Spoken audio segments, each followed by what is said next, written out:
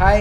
അപ്പോൾ ഇന്ന് നമ്മൾ പറയാൻ പോകുന്ന ടോപ്പിക് എന്ന് വെച്ചാൽ ഒബ്ജക്റ്റിനെ കുറിച്ചാണ്. അതായത് ജാവാസ്ക്രിപ്റ്റിൽ എങ്ങനെയാണ് ഒബ്ജക്റ്റ് ഉപയോഗിക്കുന്നത് എന്നുള്ള കാര്യങ്ങളൊക്കെയാണ്. ജാവാസ്ക്രിപ്റ്റിലും ഒരു മെയിൻ കൺസെപ്റ്റാണ് ഈ പറഞ്ഞ ഒബ്ജക്റ്റ് എന്നുള്ളത്.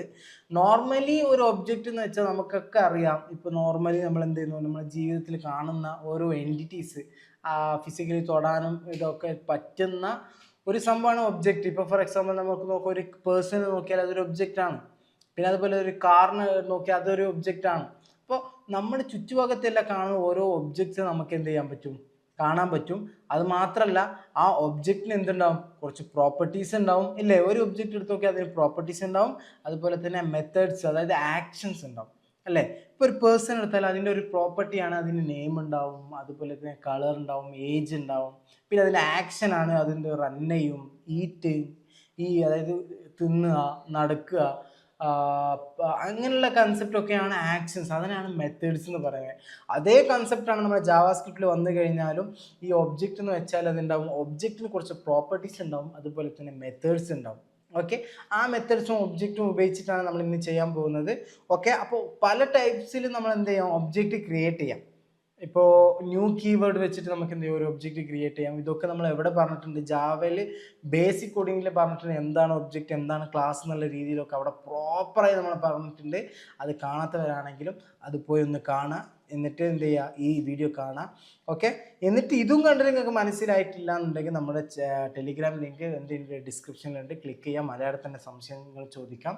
ഓക്കെ, അപ്പോൾ അതാണ് സംഭവം. ഒബ്ജക്റ്റ് എന്താണെന്നുള്ളത് നിങ്ങൾ ഇപ്പം മനസ്സിലാക്കിയിട്ടുണ്ട്. ഇനി അത് എങ്ങനെയാണ് നമ്മൾ ഇംപ്ലിമെൻറ്റ് ചെയ്യുക, ജാവാസ്ക്രിപ്റ്റിൽ എങ്ങനെയാണ് അത് നമുക്ക് എഴുതാൻ പറ്റുക എന്നുള്ളത് നമുക്ക് എന്ത് ചെയ്യാൻ നോക്കാം. അപ്പോൾ ഇങ്ങനെ സ്ക്രീനിൽ കാണുന്ന പോലെ തന്നെ നമ്മൾ കഴിഞ്ഞ വീഡിയോയിൽ ആരോ ഫംഗ്ഷനെ കുറിച്ച് പറഞ്ഞ കൺസെപ്റ്റാണ്. അതിപ്പോൾ തൽക്കാലം ഞാൻ കളഞ്ഞ്.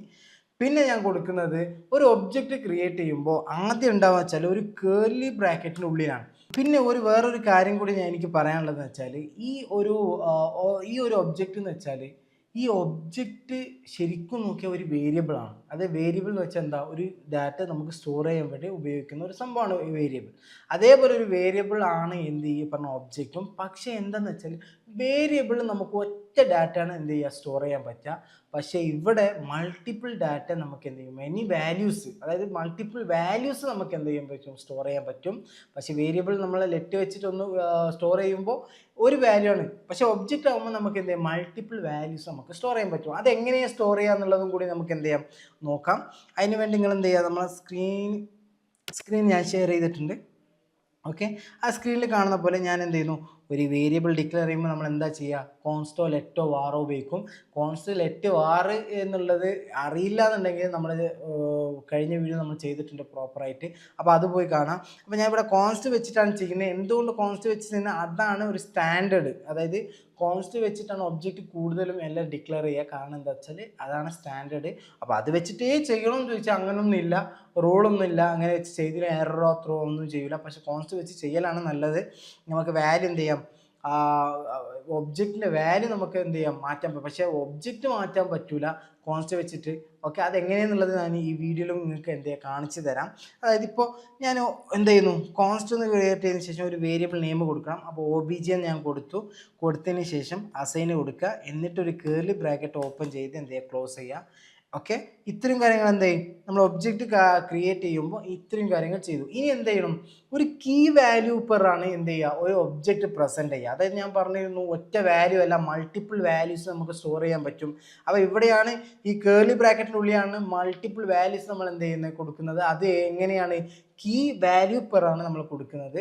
ഓക്കെ, അപ്പോൾ എന്ത് ചെയ്യാം, ഒരു OBJ, ഇവിടെ OBJന് പകരം ഞാൻ എന്ത് ചെയ്യുന്നു, പേഴ്സൺ എന്ന് കൊടുക്കുന്നു. ഓക്കെ, ഒരു ഒബ്ജക്റ്റിൻ്റെ പേരാണ് പേഴ്സൺ എന്നുള്ളത് ഞാൻ കൊടുക്കുന്നു. ആ പേഴ്സണിൽ എന്ത് ചെയ്യുന്നു, ഈ പറഞ്ഞ പോലെ പേഴ്സൺ എന്ത് പ്രോപ്പർട്ടി ഉണ്ടാവും. ആ പ്രോപ്പർട്ടി എന്താ, നെയിമാണ്. നെയിം ഞാൻ ഇപ്പോൾ കൊടുക്കുന്നു. തൽക്കാലം ഞാൻ എന്ത് ചെയ്യുന്നു, നെയിം കൊടുത്തു.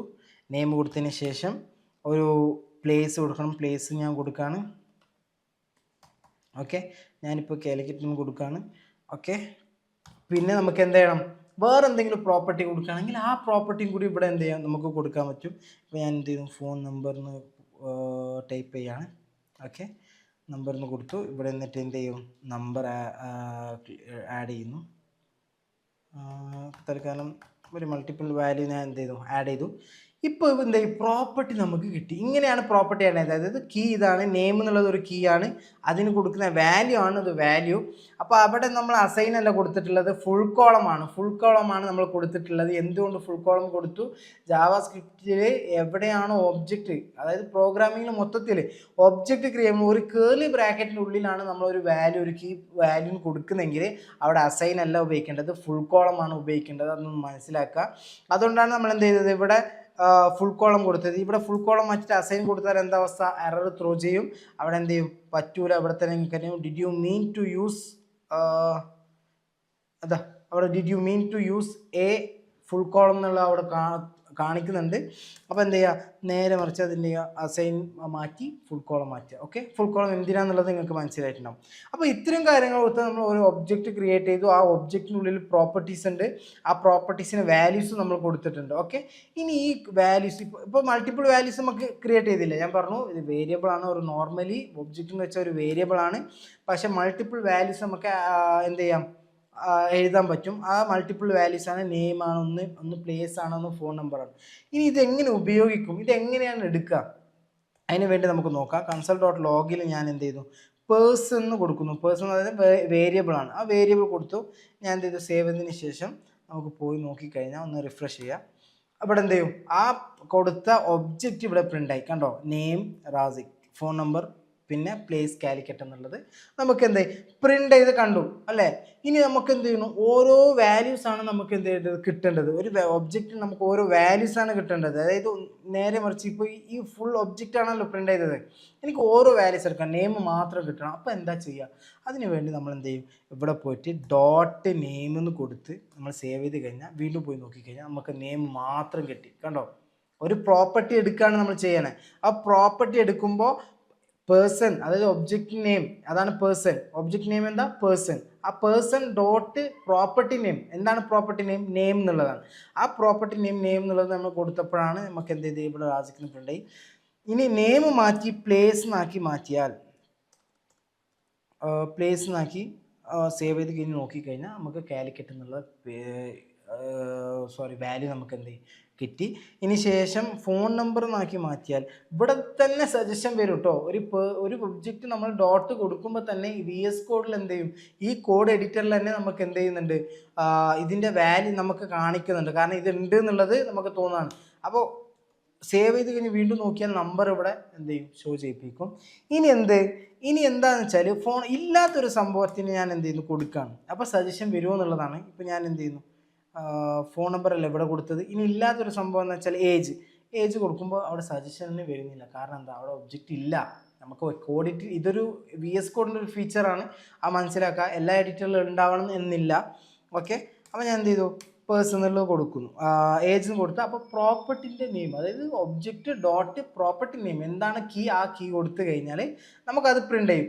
അങ്ങനെയും നമുക്ക് എന്ത് ചെയ്യാം, വാല്യൂ എന്ത് ചെയ്യാം, മീൻസ് എക്സിക്യൂട്ട് ചെയ്യാം, നമുക്ക് കാണാൻ പറ്റും. ഇനി വേറൊരു കേസ് എന്ന് വെച്ചാൽ, നമുക്ക് ഇതല്ലാത്തൊരു കേസ് എന്ന് വെച്ചാൽ, ഇനി ഞാൻ എന്ത് ചെയ്യുന്നു, ഇവിടെ ഒരു അറേ കൊടുക്കുന്നു, സ്ക്വയർ ബ്രാക്കറ്റ്. ഓക്കെ, ആ സ്ക്വയർ ബ്രാക്കറ്റിനുള്ളിൽ ഞാൻ എന്ത് ചെയ്യുന്നു, ഒബ്ജക്റ്റിന് ശേഷം ഒരു സ്ക്വയർ ബ്രാക്കറ്റ്. ആ സ്ക്വയർ ബ്രാക്കറ്റിനുള്ളിൽ ഞാൻ എന്ത് ചെയ്യുന്നു, നമ്മുടെ പ്രോപ്പർട്ടിൻ്റെ കീ ആണ് കൊടുത്തതെങ്കിൽ, ഇപ്പോൾ ഫോർ എക്സാമ്പിൾ നെയിം ഒരു കീ അല്ലേ, ആ കീനെ സേവ് ചെയ്ത് കഴിഞ്ഞ് നോക്കിക്കഴിഞ്ഞാൽ അങ്ങനെയും നമുക്ക് എന്ത് ചെയ്യും, ഒരു പ്രോപ്പർട്ടി, ഒരു ഒബ്ജക്റ്റിലെ പ്രോപ്പർട്ടിനെ നമുക്ക് എടുക്കാൻ പറ്റും. ഇനി നെയിം അല്ല, പ്ലേസ് ആണെങ്കിൽ ഇവിടെ എന്ത് ചെയ്യുക, പ്ലേസ് എന്നുള്ള സ്ട്രിങ്ങിനുള്ളിൽ കൊടുത്തതിന് ശേഷം പ്ലേസ് നമുക്ക് പ്രിൻ്റ് ചെയ്യും. ഇനി അതല്ല, ഫോൺ നമ്പർ ആണെങ്കിൽ ഫോൺ നമ്പർ എന്നുള്ളത് ഇവിടെ എന്ത് ചെയ്താൽ മതി, ടൈപ്പ് ചെയ്താൽ മതി, സേവ് ചെയ്യുക. സേവ് ചെയ്തതിന് ശേഷം പോയി നോക്കിക്കഴിഞ്ഞാൽ ഫോൺ നമ്പർ കിട്ടി. മനസ്സിലായോ? അപ്പോൾ രണ്ട് രീതിയിൽ നമ്മൾ എങ്ങനെ ഒരു ഒബ്ജക്റ്റ് എങ്ങനെ ക്രിയേറ്റ് ചെയ്യാമെന്ന് പഠിച്ചു. അത് ഒബ്ജക്റ്റിൻ്റെ പേരാണ് പേഴ്സൺ എന്നുള്ളത്. ആ പേഴ്സൺ വെച്ച് നമ്മൾ ആക്സസ് ചെയ്യാണ്. ഒന്ന് പേഴ്സൺ, അതായത് ഒബ്ജക്റ്റ് ഡോട്ട് പ്രോപ്പർട്ടി നെയിം, അങ്ങനെ നമുക്ക് എടുക്കാൻ പറ്റും. അല്ലാത്ത കേസ് ഒബ്ജക്റ്റ് കൊടുത്തതിന് ശേഷം സ്ക്വയർ ബ്രാക്കറ്റ് ചെയ്തിട്ട് അതിനുള്ളിൽ നമുക്ക് കീൻ്റെ പേര് കൊടുത്താൽ ആ കീയിലെ വാല്യൂസ് നമുക്ക് പ്രിൻ്റ് ചെയ്ത് കിട്ടും. ഓക്കെ, ഇത്രയും രീതിയിൽ നമുക്ക് എന്ത് ചെയ്യാം, ഒരു ഒബ്ജക്റ്റ് ക്രിയേറ്റ് ചെയ്യാനും പറ്റും, കോൾ ചെയ്യാനും പറ്റും. അപ്പോൾ നമ്മൾ ഒബ്ജക്റ്റിൻ്റെ കാര്യം പഠിച്ചു, ഒബ്ജക്റ്റിൽ എങ്ങനെ ഒരു പ്രോപ്പർട്ടി ക്രിയേറ്റ് ചെയ്യാമെന്ന് പഠിച്ചു. ഇനി നമ്മൾ പഠിക്കാൻ പോകുന്നത് മെത്തേഡ്സിനെ കുറിച്ചാണ്. അത് നമുക്ക് എന്ത് ചെയ്യാം, നെക്സ്റ്റ് വീഡിയോയിൽ കാണാം. ആ ഒരു മെത്തേഡ്സ് കിട്ടാൻ വേണ്ടി നിങ്ങൾ എന്ത് ചെയ്യുക, നമ്മുടെ വീഡിയോ നല്ല രീതിയിൽ വാച്ച് ചെയ്യുക, അതുപോലത്തെ സബ്സ്ക്രൈബ് ചെയ്യുക, എന്നിട്ട് ബെല്ലൈക്കൺ ക്ലിക്ക് ചെയ്യുക. ഓക്കെ, എന്നിട്ട് നമ്മളെ സപ്പോർട്ട് ചെയ്യാം. എന്നാൽ നമുക്ക് നെക്സ്റ്റ് വീഡിയോയിൽ കാണാം. Keep watching.